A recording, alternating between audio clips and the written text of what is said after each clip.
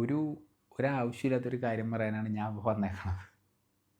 അതായതുണ്ടല്ലോ, ഞാൻ നോക്കിയപ്പോൾ അല്ലെങ്കിൽ ഞാൻ കണ്ടപ്പോൾ ഇവിടെ ഒരു 5-6 കൊല്ലം 5.5 കൊല്ലമായി ദുബായിൽ. ഇവിടെ ലൈഫിൽ ഏറ്റവും കൂടുതൽ സന്തോഷിക്കുന്ന ഒരു ഒരു വർഗം എന്ന് പറഞ്ഞാൽ അത് പൂച്ചയാണ്. അതായതുണ്ടല്ലോ, നമ്മുടെ നാട്ടിലെ പൂച്ചകളെ വെച്ച് നോക്കുമ്പോൾ ഞാൻ ഒരു മെയിൻ കാര്യം ശ്രദ്ധിച്ചതെന്ന് വെച്ച് കഴിഞ്ഞാൽ ഇവിടുത്തെ പൂച്ചകളൊക്കെ നല്ല പ്രീമിയം കാറിൻ്റെ മേലെ കെടുക്കുള്ളൂ. അതായത് ഈ ചെറിയ സണ്ണി ടിഡ അങ്ങനത്തെ കാറുകളൊന്നും ഇവർ കെടുക്കില്ല. ഇവർ കെടുക്കുന്നുണ്ടെങ്കിൽ വല്ല ജി വാഗനോ അല്ലെങ്കിൽ വല്ല റാപ്റ്ററോ അങ്ങനത്തെ കാറുകളും ഇവർ കെടുക്കുള്ളൂ. ഫസ്റ്റ് ഓഫ് ഓൾ ഒരു പ്രീമിയം ലെവലിലാണ് ഇവർ ജീവിച്ച് പോണത്. അതല്ലാതെ ഭക്ഷണം ഇവർക്കൊക്കെ ഉണ്ടല്ലോ, ഇവർക്കിങ്ങനെ അതായത് നമ്മുടെ നാട്ടിലിപ്പോൾ ഒരു പൂച്ചയ്ക്ക് ഒരു കഷ്ണം മുള്ള് അല്ലെങ്കിൽ ഒരു തല കിട്ടണമെങ്കിൽ എത്ര പണിയെടുക്കണം, എത്ര കഷ്ടപ്പാടുണ്ട്.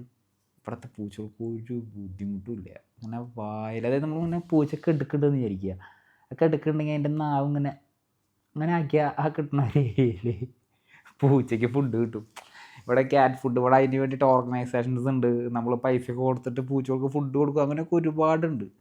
അതായത് ഒരു പൂച്ച പോലും ഇവിടെ പട്ടിണി കിടക്കേണ്ടി വരില്ല. ഇങ്ങനെ അങ്ങനെ വയറ് നിറച്ച് തിന്നാൻ അങ്ങനെ അങ്ങനെ ഇത്ര ഉണ്ടാവും ഒരു പൂച്ച, ഇത്ര ഉണ്ടാവും ഒരു പൂച്ച. അമ്മ അത് വലിപ്പത്തിൽ ഇങ്ങനെ അടി നടക്കണ്ടാവും ഇവന്മാർ. ഇവിടുത്തെ പൂച്ചകളുടെ ലൈഫാണ് മക്കളെ ലൈഫ്.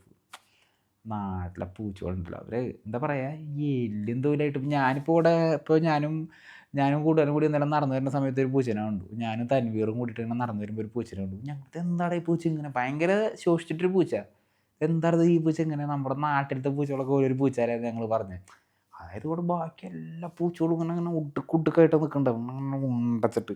അതായത് ഇപ്പോൾ ഒരു കിടന്നോടത്തുനിന്നൊക്കെ എണീക്കാൻ പോലും അവന് പറ്റുണ്ടാവില്ല. അതായത് ഒരു ഒരു ഒരു ഒരു വയ്യ. അതായത് ഈ നമ്മൾ ഭക്ഷണം അങ്ങനെ കിട്ടാണല്ലോ, കിടക്കണോടത്ത് കിട്ടാണല്ലോ.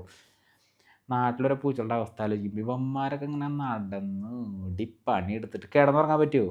ആരെങ്കിലും കല്ലെടുത്ത് എറിയില്ലേ? സമാധാനമായിട്ട്. ഇവിടുത്തെ പൂച്ചകൾ ഒരു ഉറക്കുറം. ഞാൻ കണ്ട പൂച്ചയൊക്കെ ഇങ്ങനെ ഇങ്ങനെ ഇങ്ങനെ കിടന്നുറങ്ങണം കണ്ടിട്ടുണ്ട് ഞാൻ.